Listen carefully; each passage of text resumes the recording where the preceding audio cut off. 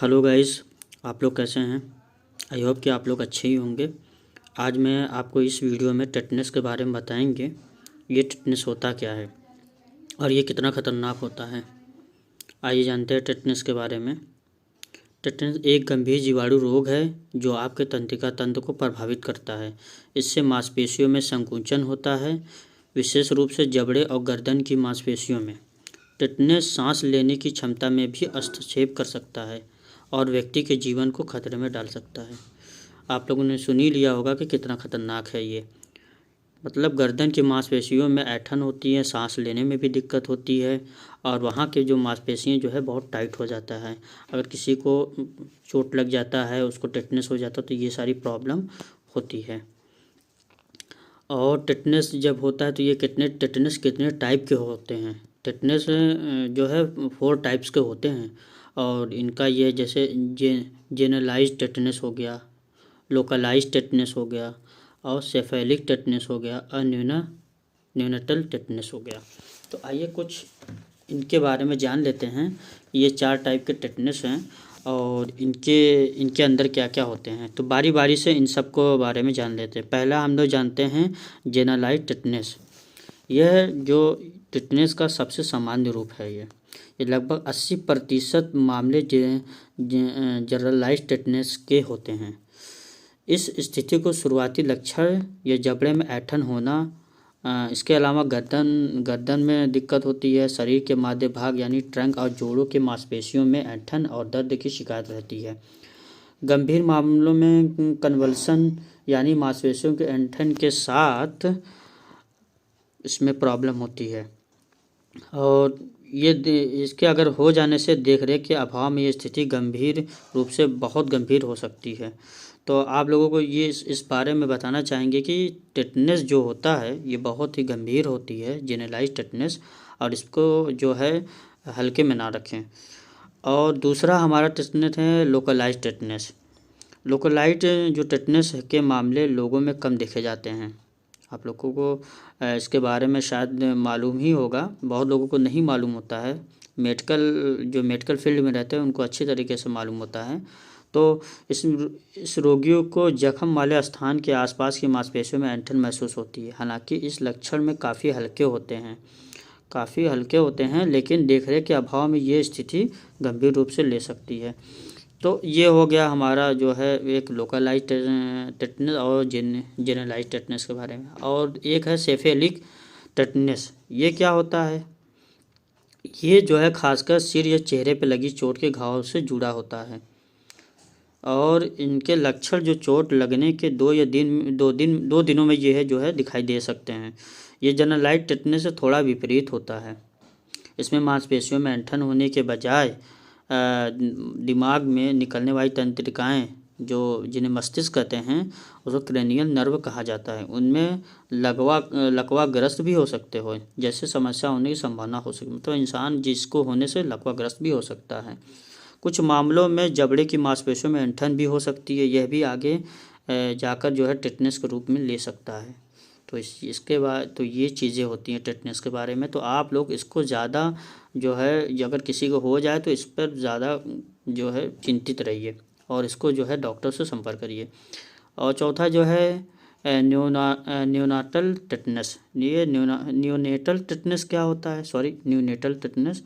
ये बच्चों में टेटनस की समस्या को न्यूनेटल टेटनस के नाम से जाना जाता है। बच्चों में टेटनस की वैक्सीन ना लगवाने से या टीकाकरण की कोई डोज ना दिलवाने से बच्चों को इस संक्रमण की चपेट में आने से संभावना हो सकती है।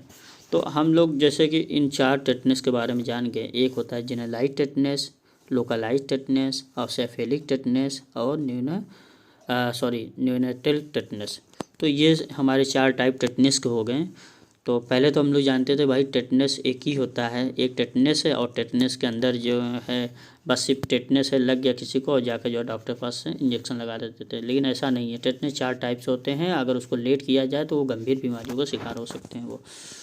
आइए कुछ जानते हैं इसके सिम्टम के बारे में। अच्छा, एक चीज़ और बताना चाहेंगे, इस वीडियो में आपको बहुत ही आसान लैंग्वेज में और बहुत ही अच्छी तरीके से बताया गया और हिंदी में इसके बारे में सब जान सकते हैं। इसको आसान बनाया गया है इसलिए क्योंकि इंग्लिश हिंदी दोनों मिक्स है। तो इसलिए इसको ये वीडियो को हर कोई देख सकता है।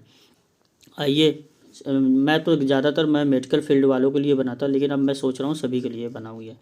तो आइए, सिम्टम ऑफ टिटनेस तो इसके जानते हैं। जैसे कि अगर हम किसी पर्सन को टिटनेस हो जाए तो इसमें क्या क्या सिम्टम होते हैं इसके बारे में जानते हैं। दर्दनाक पेशियों में ऐंठन, आपके जबड़े में कठोर मांसपेशियों में जकड़न हो सकती है, आपके ओंठों के आसपास की मांसपेशियों में तनाव हो सकता है, ठीक है, और दर्दनाक ऐंठन और आपकी गर्दन की मांसपेशियों में अकड़न हो सकती है, और कठोर पेट की मांसपेशियां होती हैं। मतलब कठोर पेट की मतलब जो पेट की जो मांसपेशियां जो होती, जो मसल्स हमारे होते हैं वो टाइटनेस हो जाते हैं।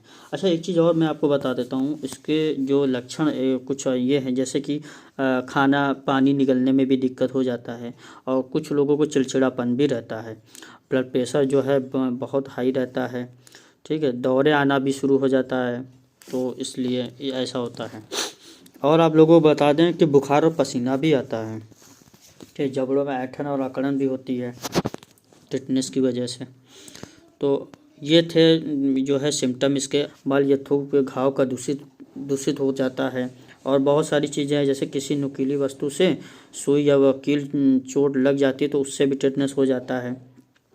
जलने पर होने वाले घाव से टिटनेस का बैक्टीरिया शरीर में प्रवेश कर सकता है। आपको एक चीज़ और बताना चाहेंगे, दबने या कुचलने की वजह से घाव में जख्म हो जाते हैं, पुराने घाव इन्फेक्शन से हो जाते हैं, नसों में दिए जाने वाला इंजेक्शन का इस्तेमाल करने पर भी ये टिटनेस हो सकता है। अच्छा, एक चीज़ और मैं आप लोगों को बताना चाहूँगा, जो हड्डी में इंजेक्शन लगने से स्थिति में बैक्टीरिया शरीर में फैल जाता है। ये आप लोगों को मालूम होना चाहिए इसके बारे में कि हड्डी में जो इंजेक्शन लगने की स्थिति में बैक्टीरिया इन्फेक्शन में फैल जाता है। जो बैक्टीरिया होता है वो क्या है, शरीर में फैल जाता है। ऑपरेशन के दौरान भी ये कुछ ऐसी गलतियां हो जाती हैं जो उसके चीरे उरे लगाने की वजह से ये टिटनेस हो सकता है। उसके बाद जो है चोट की ऊपरी परत हटाने पर भी, जो चोट लगी होती है उसके ऊपरी जो परत घाव होता है वाउंड, उसको हटाने से भी ये टिटनेस हो सकते हैं, और कीड़े के काटने से भी हो सकता है। तो ऐसी ये सारी चीज़ें थी टिटनेस के बारे में, और सेम सिम्टम और उसके बारे में जान लेते हैं इसका ट्रीटमेंट क्या होता है।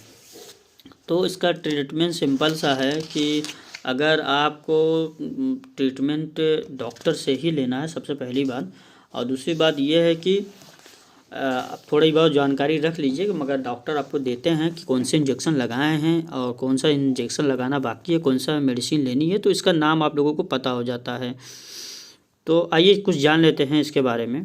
एक होता है इंजेक्शन केट्रोलैक 30 mg 1 एम्पूल, इंट्रामस्कुलर में लगाना चाहिए जब ज़रूरत हो।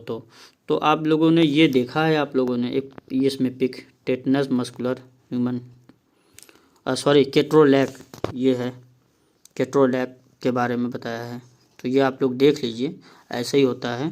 और दूसरा है टेटनस टेटग्लोब के नाम से जाना जाता है, ब्रांड नेम है इसके, और शॉर्ट नेम है टेटनस इम्यूनोग्लोबिन BP ह्यूमन, ठीक है। और तीसरा है मेट्रोनिडाजोल, ये टैबलेट आता है, दिया जाता है।